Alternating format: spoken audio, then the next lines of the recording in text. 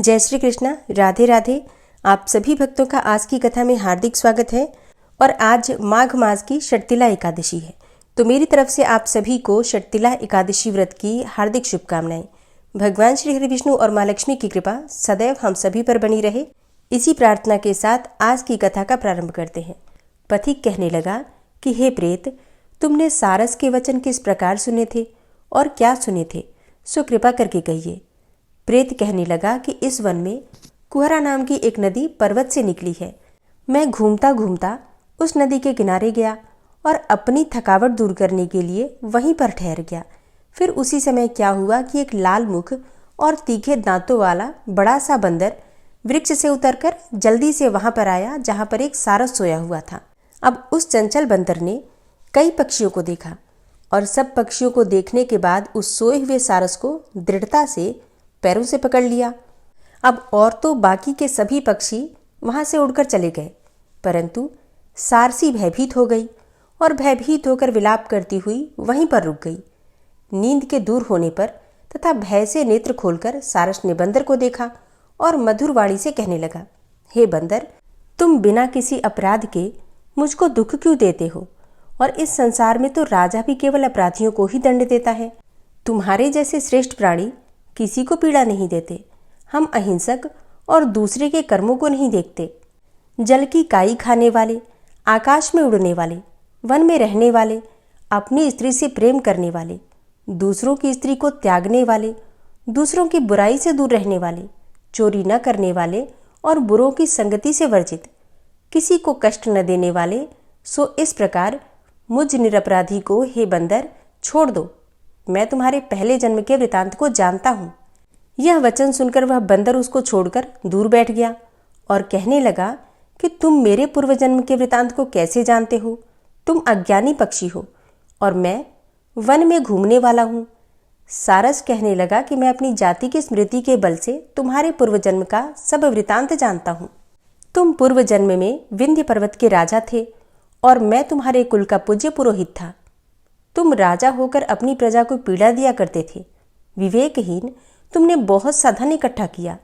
सो वानर, प्रजा की पीड़न रूपी अग्नि की ज्वाला से तुम पहले ही तप चुके हो। पहले तुम कुंभीपाक नरक में गिराए गए। तुम्हारे शरीर को नरक में 3000 वर्ष बीत गए। फिर नरक से निकलकर बचे हुए पापों के कारण इस बंदर की योनि में आए और मुझको मारना चाहते हो।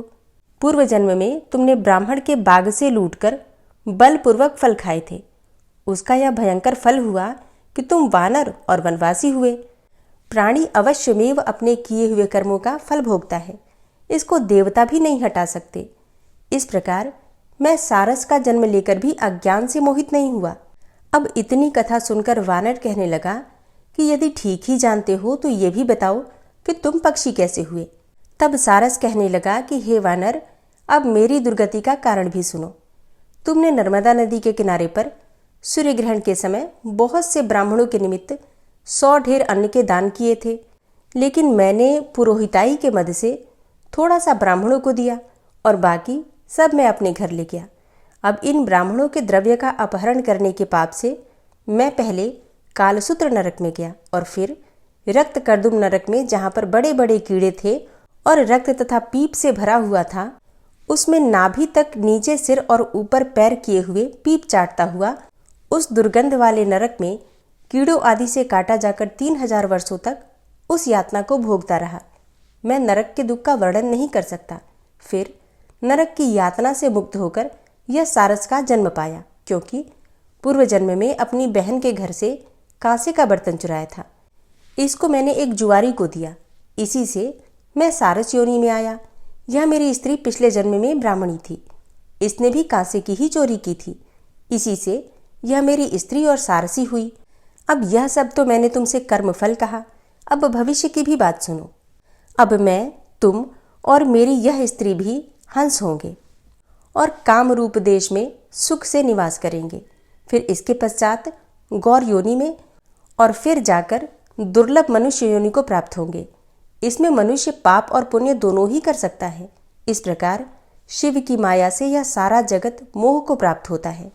हे वानर, न केवल हम ही परंतु इस संसार के सभी जीव प्रवृत्ति मार्ग में फंसकर अच्छे और बुरे कर्म करते और उनका फल भोगते हैं। इसलिए सब प्राणियों को धर्म का सेवन करना चाहिए। देवता, असुर, मनुष्य, व्याघ, कीड़े मकोड़े सभी से कंटक रूपी मार्ग नहीं छूटता। केवल वेदांत जानने वाले योगी ही इस मार्ग से बच सकते हैं। इसी कारण बड़े बड़े महात्मा भी कर्मफल को टाल नहीं सकते। उपाय से तथा बुद्धि से कोई भी इसको नहीं बदल सकता।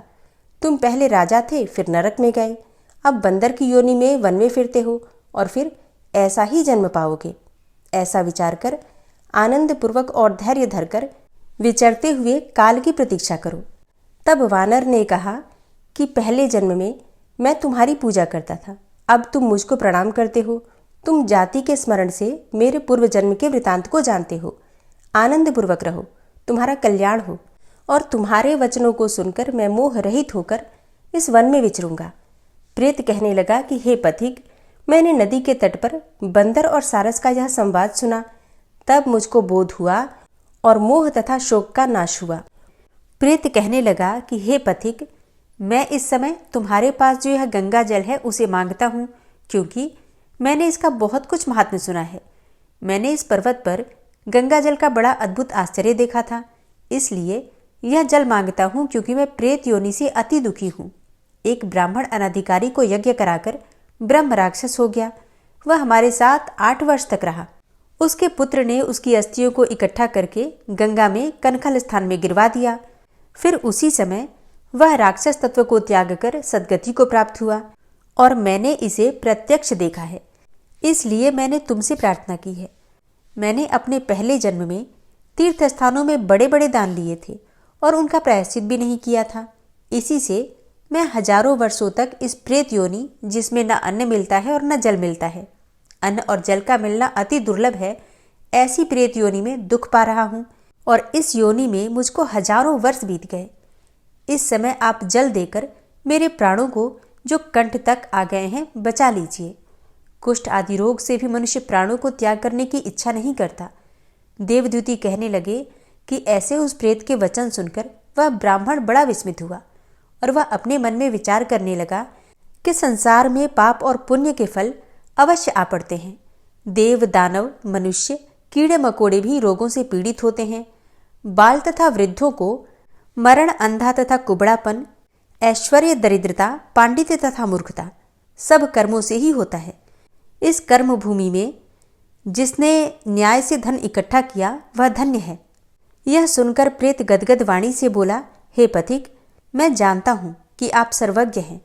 आप मुझको जीवन का यह आधार जल इस प्रकार दो जैसे कि मेघ चातक को देता है। तब पथिक कहने लगा कि हे प्रेत, मेरे माता पिता भृगु क्षेत्र में बैठे हुए हैं और मैं उन्हीं के लिए यह जल लेकर आया हूँ। अब बीच में तुमने गंगा के संगम का जल मांग लिया। अब मैं इसी धर्म संदेह में पड़ गया कि क्या कांड वस्तु में यज्ञों को इतना नहीं मानता जितना कि प्राण रक्षा को मानता हूँ। इसलिए प्रेत को जल देकर तृप्त करके माता पिता के लिए फिर जल लाऊंगा। लोमस जी कहने लगे कि इस प्रकार उस पथिक ने गंगा यमुना के संगम का जल उस प्रेत को दे दिया। फिर उस प्रेत ने प्रीतिपूर्वक जल को पिया और उसी समय वह प्रेत शरीर को छोड़कर दिव्य देहधारी हो गया। केरल कहने लगा कि बिंदु मात्र गंगा जल से वह प्रेत मुक्त हो गया। हम समझते हैं कि ब्रह्मा जी भी इस जल के गुण का वर्णन नहीं कर सकते, नहीं तो महादेव जी इस जल को मस्तक पर क्यों धारण करते। इस संसार में जो मनुष्य काया, वाचा और मनसा के पापों से रंग गए हैं वह गंगा जल के बिना नहीं धुलते। गंगा जल के सेवन से मुक्ति सदा सन्मुख ही खड़ी रहती है। जिसके जल के स्पर्श मात्र से ही प्रेत प्रेतत्व को छोड़कर मुक्ति को प्राप्त हो जाते हैं। जो गंगा स्नान करता है वह वैष्णव पद को प्राप्त होता है। यदि संबंधी लोग गंगा जल से तर्पण करें तो नरक में रहने वाले पितर लोग स्वर्ग में चले जाते हैं और स्वर्ग में रहते हुए ब्रह्म तत्व को प्राप्त हो जाते हैं। गंगा जल के समान और कोई मुक्ति का साधन ही नहीं है। वह प्रेत वहां से चला गया और 1 मास में जब माघ मास आया तो उसने सुने हुए प्रयाग महात्म्य के अनुसार गंगा यमुना के संगम पर स्नान करके पिशाच शरीर को धारण करके भक्तिपूर्वक नारायण की स्तुति करता हुआ वह द्रविड़ देश का राजा गंधर्वों से सेवित उत्तम विमान पर बैठकर इंद्रपुरी को गया। सुहे द्विज, यह इतिहास पापों का जल्दी ही नाश करता है। इसमें धर्म का ज्ञान होता है।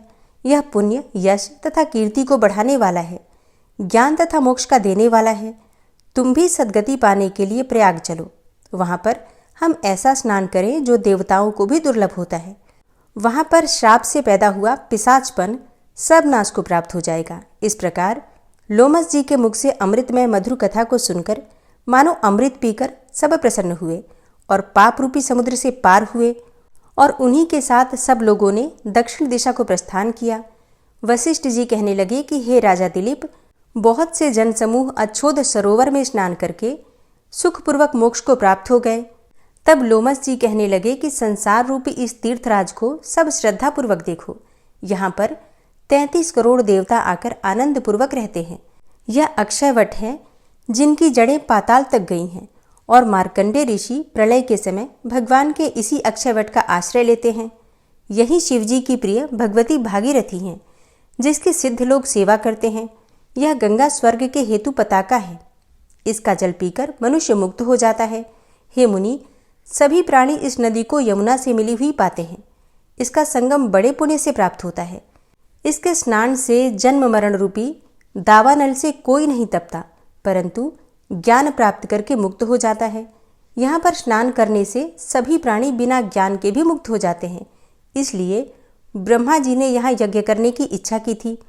इसी संगम में भगवान विष्णु ने स्त्री प्राप्ति की इच्छा से स्नान करके लक्ष्मी जी को प्राप्त किया। यहाँ पर त्रिशूलधारी शिव जी ने त्रिपुर दैत्य को मारा था और प्राचीन काल में उर्वशी स्वर्ग से गिरी थी तथा स्वर्ग पाने की इच्छा से यहाँ पर ही उसके स्नान करने से नहुष कुल के राजा ययाति ने वंशधर पुत्र प्राप्त किया। यहाँ पर इंद्र ने प्राचीन काल में धन की इच्छा से स्नान किया था और माया से कुबेर के सब धन को प्राप्त किया था। प्राचीन काल में नारायण तथा नर ने हजारों वर्षों तक प्रयाग में निराहार रहकर उत्तम धर्म किया था। यहाँ से जैगाशव्य सन्यासी ने महादेव जी जैसी शक्ति वाले से विजय पाई थी तथा अणिमा आदि योग के अति दुर्लभ ऐश्वर्य प्राप्त किए थे। इसी क्षेत्र में तपस्या करके श्री भरद्वाज सप्तऋषियों में सम्मिलित हुए, जिन्होंने भी यहाँ स्नान किया। सबको स्वर्ग की प्राप्ति हुई। इसलिए हमारे विचार से तुम त्रिवेणी में स्नान करो। इस स्नान से पहले किए हुए तुम्हारे सब पाप नष्ट हो जाएंगे और संपूर्ण वैभवों को प्राप्त हो जाओगे। ऋषि के इस प्रकार के सत्य वचन सुनकर सभी त्रिवेणी में स्नान करने लग गए और उसी स्नान करने से सबकी पिशाचता नष्ट हो गई। शाप से विमुक्त होकर उन्होंने अपना शरीर धारण कर लिया। वेदनिधि ने अपनी संतान को पाकर प्रसन्न चित्त होकर लोमस जी को संतुष्ट किया और कहा कि आपके अनुग्रह से ही श्राप से विमुक्त हुए। अब आप इन बालकों के योग्य धर्म को कहिए। लोमस जी ने कहा कि इस युवा कुमार ने वेदों का अध्ययन समाप्त कर लिया है, इसलिए इन कन्याओं के प्रीतिपूर्वक कर कमलों को ग्रहण करें। तब लोमस जी तथा अपने पिताजी की आज्ञा से इस ब्रह्मचारी ने 5 कन्याओं से विवाह किया। इन कन्याओं के सब मनोरथ पूर्ण हुए।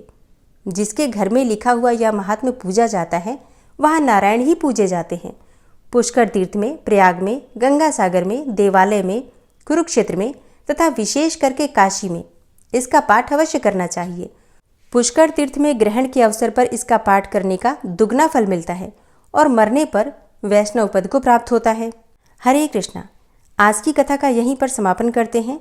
इसके आगे का वृतांत आप कल की कथा में सुनेंगे। ओम विश्वं विष्णुर्वषट्कारो भूतभव्य भवत्प्रभु भूतकृत भूतभृद्भावो भूतात्मा भूतवाहन भूतात्मा परमात्मा च मुक्तानां परमागति अव्ययः पुरुषः साक्षी क्षेत्रज्ञो अक्षर एव च योगो योगविदां नेता प्रधान पुरुषेश्वरः नारसिंहवपुः श्रीमान् केशवः पुरुषोत्तमः सर्वः शर्वः शिवस्थाणुर्भूतादिर्निधिर्व्ययः संभवो भावनो भर्ता प्रभवः प्रभुरीश्वरः स्वयंभू शंभुरादित्यः पुष्कराक्षो महास्वनः अनादिनिधनो धाता विधाता धातुरुत्तमः अप्रमेयो ऋषिकेश पद्मनाभो अमरप्रभु विश्वकर्मा मनुस्त्वष्टा स्थविष्ठः स्थविरो ध्रुवः अग्राह्यः शाश्वतः कृष्णो लोहिताक्षः प्रतर्दनः प्रभूतस्त्रिककुब्धाम पवित्रं मङ्गलं परम् ईशानः प्राणदः प्राणो ज्येष्ठः श्रेष्ठः प्रजापति हिरण्यगर्भो भूगर्भो माधवो मधुसूदनः ईश्वरो विक्रमी धन्वी मेधावी विक्रमः क्रमः अनुत्तमो दुराधर्षः कृतज्ञः कृतिरात्मवान् सुरेशः शरणं शर्म विश्वरेताः प्रजाभवः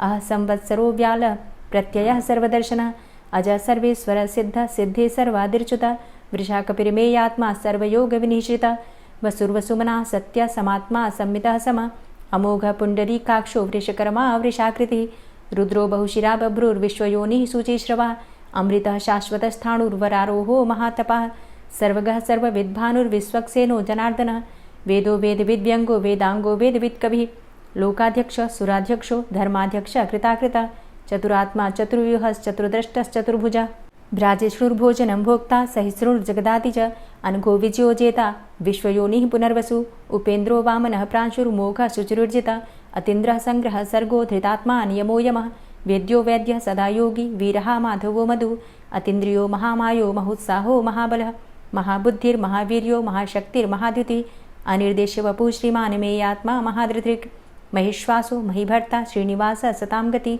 अनिरुद्ध सुरानन्दो गोविन्दो गोविन्दाम्पति मरीचिर्दमनो हंस सुपर्णो भुजगोत्तम हिरण्यनाभ सुतपा पद्मनाभ प्रजापति अमृत्यु सर्वदिक्सिंह सन्धाता सन्धिमानस्थिर अजो दूर्मर्षणः शास्ता विश्रुतात्मा सुरारिः गुरुर्गुर्तमो धाम सत्य सत्यपराक्रम निमिषो अनिमिषो श्रग्वी वाचस्पतिरुदारधि अग्रणिर्ग्रामणी श्रीमान् न्यायो नेता समीरण सहस्रमूर्धा विश्वात्मा सहस्राक्षा सहस्रपात् आवर्तनो निवृत्तात्मा संवृतः संप्रमर्दन अहसंवर्तको वहनिर्निलोधरणीधरः सुप्रसादः प्रसन्नात्मा विश्वदृग्विशुभुग्विभु सत्कर्ता सत्कृतः साधु जहर्नुर्नारायणो नरः असंख्येयो अप्रमेयात्मा विशिष्टशिष्टकृच्छुवि सिद्धार्थ सिद्धसङ्कल्प सिद्धिदः सिद्धिसाधनः वृषाहि वृषभो विष्णुर्विष्पर्वा वृषोदरः वर्धनो वर्धमानश्च विविक्तः श्रुतिसागरः सुभुजो दूर्धरो वाग्मी महेन्द्रो वसुदो वसु नैकरूपो बृहद्रूप शिपिविष्टः प्रकाशनः ओजस्तेजो द्युतिधरः प्रकाशात्मा प्रतापनः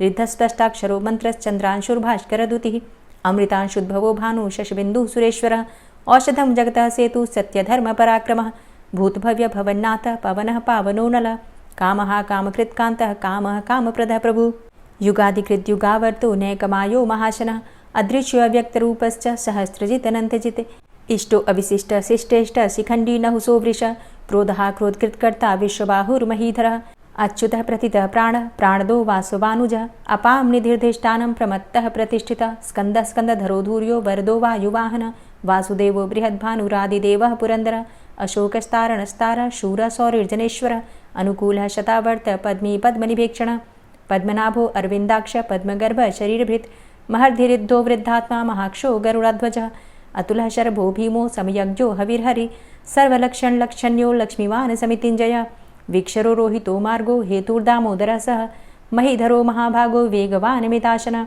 उद्भवः शोभणो देवः श्रीगर्भः परमेश्वरः करणं कारणं कर्ता विकर्ता गहनो गुहः व्यवसायो व्यवस्थान संस्थान स्थानदो ध्रुवः परर्थी परमस्पस्तुष्ट पुष्ट सुभेक्षणः रामो विरामो विरजो मार्गो नेयो नयोनयः वीरः शक्तिमतां श्रेष्ठो धर्मो धर्मविदुत्तमः वैकुण्ठः पुरुषः प्राणः प्राणदः प्रणवः पृथु हिरण्यगर्भः शत्रुघ्नो व्याप्तो वायुरुधोक्षजः ऋतुः सुदर्शनः कालः परमेष्ठी परिग्रहः उग्रः संवत्सरो दक्षो विश्रामो विश्वदक्षिणः विस्तारः स्थावरस्थाणु प्रमाणं बीजमव्ययम् अर्थो अनर्थो महाकोशो महाभोगो महाधनः अनिर्विण्णः स्थविष्टोऽभू धर्मयुपो महामखः नक्षत्रनेमिर्नक्षत्री क्षमा चामः समीहनः यज्ञ इज्जो महेज्यश्च क्रतुसत्रं सतां गतिः सर्वदर्शी विमुक्तात्मा सर्वज्ञो ज्ञानमुत्तमं सुव्रतः सुमुखः सुष्मा सुघोषः सुखदः सुहृतः मनोहरो जित्क्रोधो वीरबाहुर्विदारणः स्वापनः स्ववसो व्यापी नैकात्मा नैककर्मकृत् वत्सरो वत्सलो वत्सी रत्नगर्भो धनेश्वरः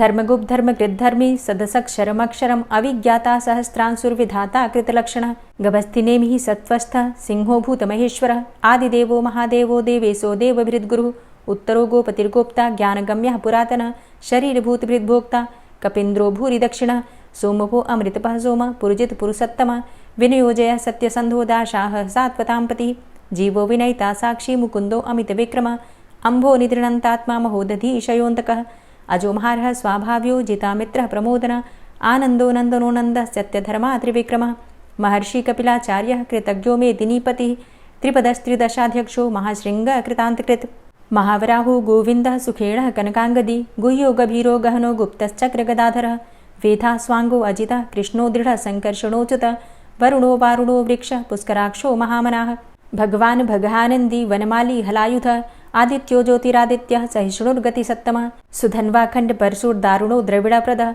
दिविस्त्रिक्सरदृग्व्यासो वाचस्पतिर्योनिजः त्रिसामा सामगः साम निर्वाणं भेषजं भिषक् संन्यासकृत क्षमः शांतो निष्ठा शांतिः परायणम् शुभांगः शांतिदः स्रष्टा कुमुदः कुवलेशय गोहितो गोपतिर्गोप्ता वृषभाक्षो वृषप्रियः अनिवर्ति निवृतात्मा संक्षेप्ता चेमकृच्छिवः श्रीवत्सवक्षा श्रीवास श्रीपति श्रीमतांबर श्रीधर श्रीश श्रीनिवास श्रीनिधि श्रीविभावन श्रीधर श्रीकर श्रेय श्रीमान लोकत्रयाश्रय स्वक्ष स्वंग शतानंदो नंदिर्ज्योतिर्गणेश्वर विजितात्मा विधेयात्मा सत्कीर्तिश्छिन्न संशय उदीर्ण सर्वतक्षसुर निश शाश्वत स्थिर भूषयो भूषणो भूतिर्विशोकः शोकनाशन अर्चिष्मान अर्चित कुंभो विशुद्धात्मा विशोधन अनिरुद्धो अप्रतिरथ प्रद्युम्नो अमित विक्रमः कालिनेमि निहावीर शौरी सूरजनेश्वर त्रिलोकात्मा त्रिलोकेशः केशवः केशिहारी कामदेवः कामपालः कामीकान्तः कृतागमः अनिर्देशव पुर्विष्णोर्वीरो अनन्तो धनञ्जयः ब्रह्मण्यो ब्रह्मकृत् ब्रह्मा ब्रह्म ब्रह्म विवर्धन ब्रह्मविद् ब्राह्मणे ब्रह्मी ब्रह्मज्ञो ब्राह्मण प्रियः महाक्रमो महाकर्मा महातेजा महुरगः महाक्रतुर्महायज्वा महायज्ञो महाहवि स्तव्यः स्तव प्रियः स्तोत्रं स्तुतिस्तोतारण प्रियः पूर्णः पुरैता पुण्य पुण्यकीर्तिर्नामयः मनोजवस्तीर्थकरो वसुरेता वसुप्रद वसुप्रदो वासुदेव वसुर्वसुमनाहवि सद्गतिः सत्कीर्तिः सत्ता सद्भूति सत्परायणः शूरसेनो यदुश्रेष्ठः सन्निवासः सुयामुनः भूतावासो वासुदेवः सर्वासु निलयोनलः दर्पः दर्पदो दृप्तो दूढरोथा पराजितः विश्वमूर्तिर्महामूर्तिर्दीप्तमूर्तिर्मूर्तिमान् अनेकमूर्तिरव्यक्तः शतमूर्तिः शताननः एको नैकः सवः किं यत्तत्पदमनुत्तमं लोकबन्धुर्लोकनाथो माधवो भक्तवत्सलः सुवर्णवर्णो हेमांगो वरांगश्चन्दनांगदी वीरः विषमः शून्यो घृताशीरचलश्चलः अमानीमानदो मान्यो लोकस्वामी त्रिलोकधृक् सुमेधा मेधजो धन्यः सत्यमेधाधराधरः तेजोवृषः द्वितिधरः सर्वशस्त्रभृताम्बरः प्रग्रहो निग्रहो व्यग्रो नैकशृङ्गो गदाग्रजः चतुर्मूर्तिश्चतुर्बाहुश्चतुर्व्यूहश्चतुर्गति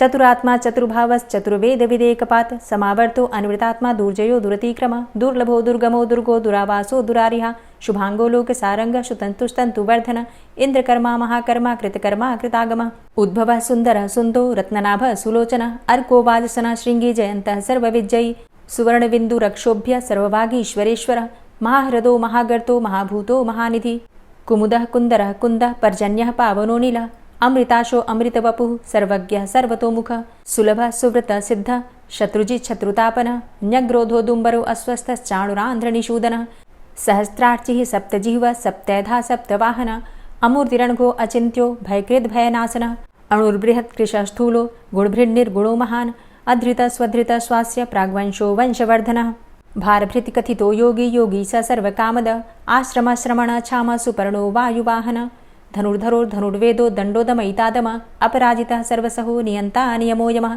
सत्त्ववान् सात्विकः सत्य सत्यधर्मपरायण अभिप्रायः प्रियार्होर्ह प्रियकृत् प्रीतिवर्धनः विहाय सगतिर्ज्योति सुरुचिर्हुद्भुग्विभु रविर्विलोचनः सूर्य सविता रविलोचनः अनन्तो हुद्भुग्भोक्ता सुखदो नैकजोग्रज अनिर्विण्ण सदामर्षि लोकाधिष्ठानमद्भुतः सनात सनातन्तमः कपिलः कपिरप्यय स्वस्तिदा स्वस्तिकृत् स्वस्ति स्वस्तिभुक् स्वस्ति दक्षिणः रौद्रः कुण्डली चक्रे विक्रमयुर्जितशासनः शब्दातिगः शब्दशः शिशिरः शर्वरीकर अक्रूरः पेशलो दक्षो दक्षिणः क्षमिणाम्बर विद्वतमो वितभय पुण्यश्रवणकीर्तन उत्तारणो दुष्कृतिः पुण्यो दुःस्वप्ननाशन वीरः रक्षणः सन्तो जीवनः पर्यवस्थितः अनन्तरूपो अनन्तसृर्जितमन्युर्भयापः चतुरश्रो गभीरात्मा विदिशो व्यादिशो दिश अनादिर्भूर्भुवो लक्ष्मीः सुवीरो रुचिराङ्गद जननो जन्मादिर्भीमो भीमपराक्रम आधारनीलयोधाता पुष्पहासः प्रजागर ऊर्ध्वगः सत्पथाचारः प्राणदः प्रणमापण प्रमाणं प्राणनीलयः प्राणभृत् प्राणजीवनः तत्त्वं तत्त्वविदेकात्मा जन्म मृत्यु जरातिग पूर्वस्वस्तरुस्तार सविता प्रपितामह यज्ञो यज्ञपतिर्यज्वा यज्ञांगो यज्ञवाहन यज्ञभृद्यज्ञकृद्यज्ञ यज्ञभुग्यज्ञसाधन यज्ञान्तिकृद्यज्ञ गुह्यमन्यमन्नादेव च आत्मयोनिः स्वयं जातो वैखानः सामगायन देवकीनन्दन स्रष्टा क्षितिसः पापनाशन शङ्खभृन्नन्दकी चक्री शारङ्गधन्वा गदाधरः रथाङ्गपाणिरक्षोभ्य सर्वप्रहरणायुध ओं नमः इति। श्री राधा कृपा कटाक्ष स्तोत्र।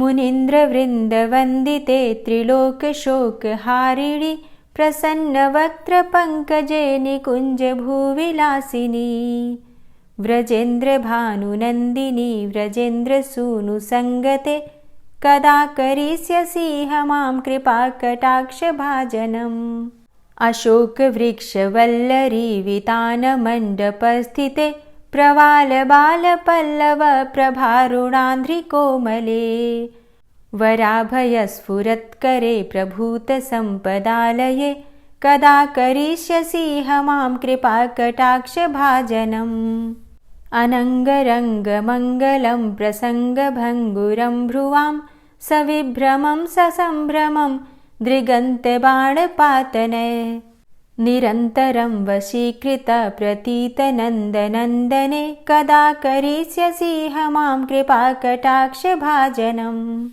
तडित्सुवर्णचम्पकप्रदीप्तगौरविग्रहे मुखप्रभापरास्तकोटिसारदेन्दुमण्डले विचित्रचित्रसञ्चरच्चकोरशावलोचने कदा करिष्यसि मां कृपाकटाक्षभाजनम् मदोन्मदादियौवने प्रमोदमानमण्डिते प्रियानुरागरञ्जिते कलाविलासपण्डिते अनन्यधन्यकुञ्जराज्यकामकेलिकोविदे कदा करिष्यसि मां कृपाकटाक्षभाजनम् अशेषहावभावधीरहीरहारभूषिते प्रभूतशातकुम्भकुम्भकुम्भिकुम्भसुस्तनि प्रशस्तमन्दहास्यचूर्णपूर्णसौख्यसागरे कदा करिष्यसि मां कृपाकटाक्षभाजनम्